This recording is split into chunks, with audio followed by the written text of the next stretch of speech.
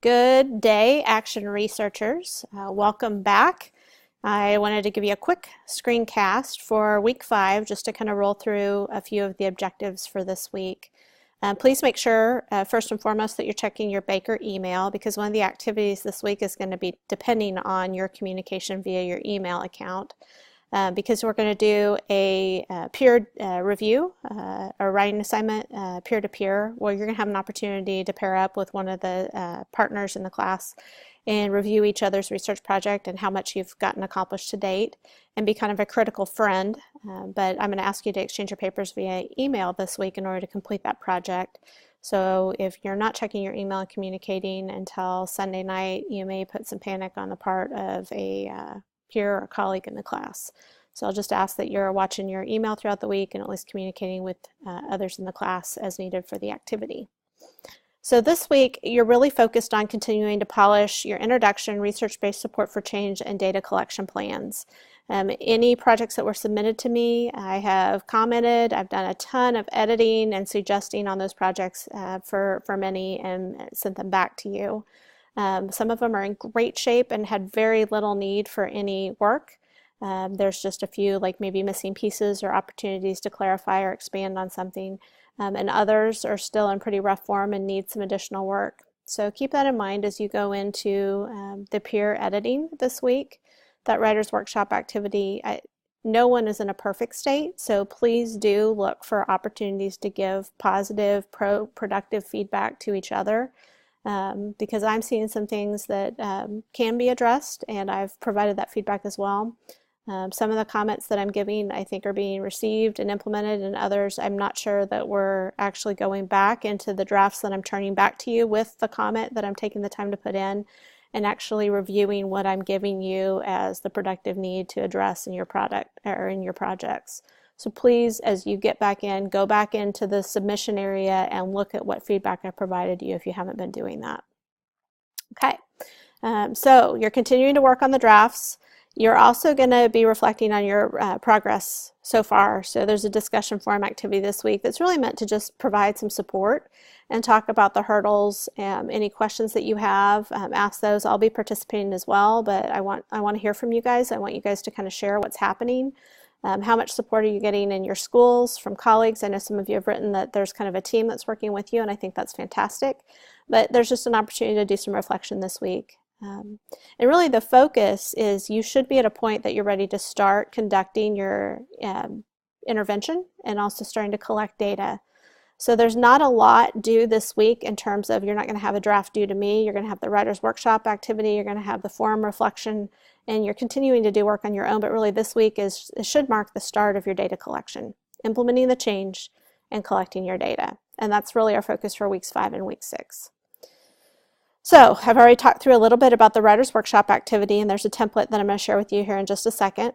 So you'll complete that this week. And also I want you to get a step ahead into the next section that we'll start drafting is once you've collected data, you'll build your analysis of data section in the project. And Mertler Chapter 6 will give you some background into what that might look like.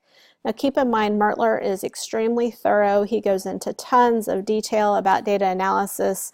There are tools that he talks about that if we were doing more of a traditional research project, we would be working with. We are not using a high-end statistical analysis software package for this project. If you have data analysis where you're reporting just measures of central tendency, mean, mode, and median, or you're looking at average performance across a class, those are basic measures of central tendency that we'll work with for this project. You aren't going to go into correlation coefficients or ANOVAs or MANOVAs or anything like that that would require you to have access to a high-end statistical package.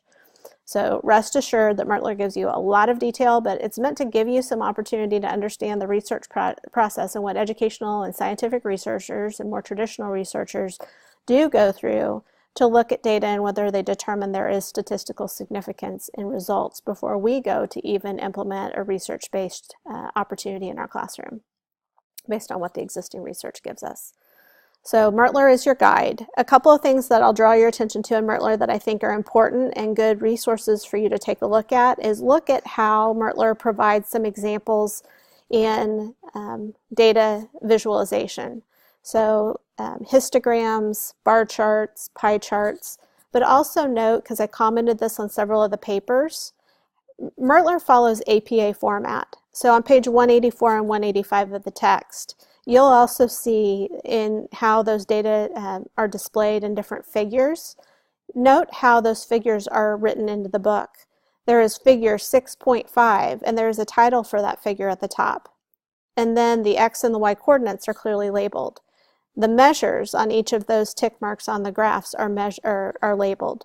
But that is APA format, and it has to be referred or referenced in the text.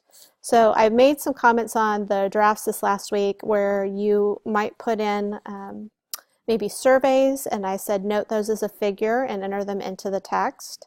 Mertler gives you a great example right there of what APA format for any of those figures would look like as you insert those into your project. So there'll be more on chapter 6, and I'll talk through that in next week's screencast as we get ready to maybe start doing some of the data analysis section. That'll be the next draft that we submit, but we're a week ahead of that, so that's not due this week. All right, so I'm going to scroll down here in Moodle, and I have posted the Writer's Workshop activity for you. I have teamed you up. So for those of you that have completed and submitted your drafts and your drafts are ready to be reviewed by a peer, I have teamed you. And I've done the best that I could because I was trying matching up common interests. So some of them might be a little bit of a stretch, but there are some connections either in your references that you are looking at or your research base to support the changes you're implementing. You may have called it different things, but there are some commonalities, some common ground in each of those teams that I've established for you. So really what I want you to do is to exchange your papers, and you will utilize the template. I've provided it in Word and also just as a PDF. If you need to use it in a different format, that's okay. I'm fine with that. But you've got two different ways to utilize that template. And you're basically going to use that as your guide as you're reading through your partner's paper and providing feedback. So the objectives of the activity are expanding your exposure to projects that are underway by your peers and how other people are tackling their own action research, and you get an opportunity to kind of have a window into other projects. Increase your understanding of the different data collection methods for classroom research. See how others are collecting their data. And you only need to edit sections through the data collection plan. So some of you have your abstracts already written, and that was ahead of the game. So there is a place for you to write about the abstract, but don't panic. If your partner doesn't have an abstract, just note that it's not there. And there's no points deducted, so don't worry about it. But basically, the template's just there as your guide.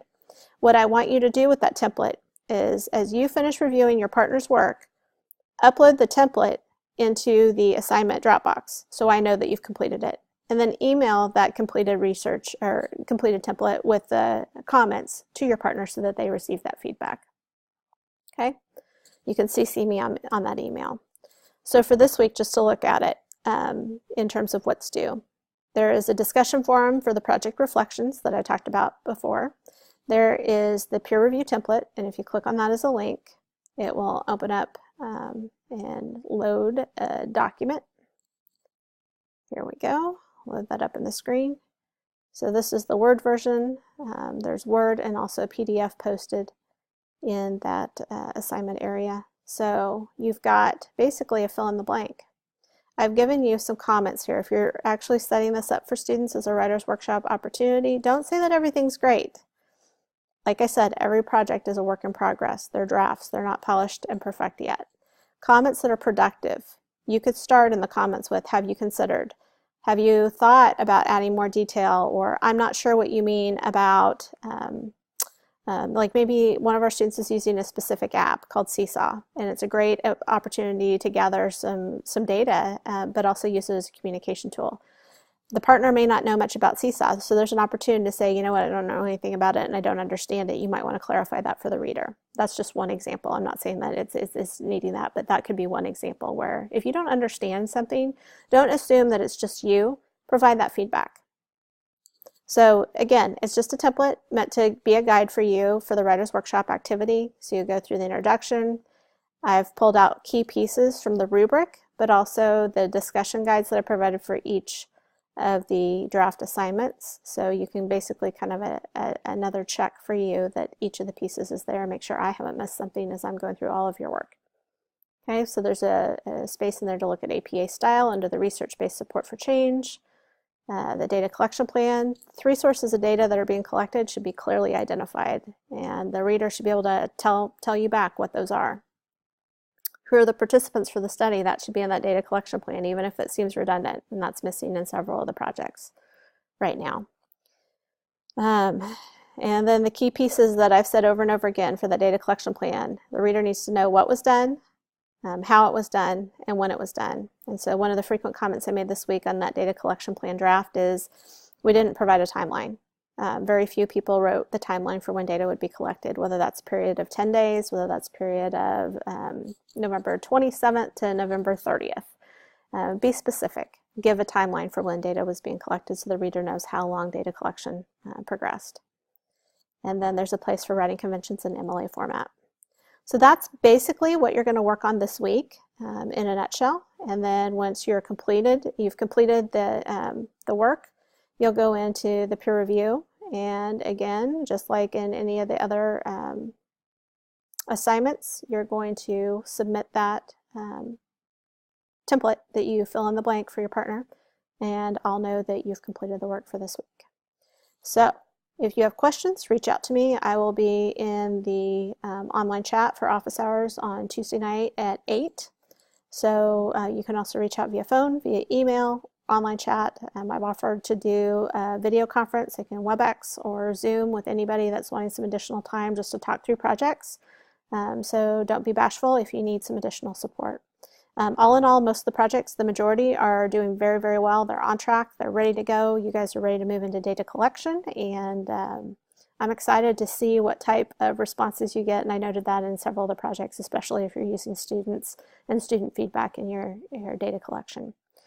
There is a lot of information, I'll just add, that's coming out on design thinking and human-centered design in education. It's something that's been part of innovation in the business world over the last few years, with more of an increase in entrepreneurship. And more of that is starting to come into education. And I shared some resources for those that were working on projects that were engaging in project-based learning or maybe Genius Hour on that topic. But it might be something of interest to check out, either human-centered design or design thinking in education. Because basically the heart of it is when you're trying to do something like this with action research, it ties directly to what we're doing in this project. It's about resolving issues. It's about identifying root cause of a problem, but having those that are directly involved, including our students, help identify that. I'll liken it to behaviors. If we're struggling to keep time on task, why is that a problem for our kids? We may see that when we think we have the answer. We may blame that on socioeconomics. I see that commonly. I've also seen plenty of title schools that are not having those problems because of the steps they've taken.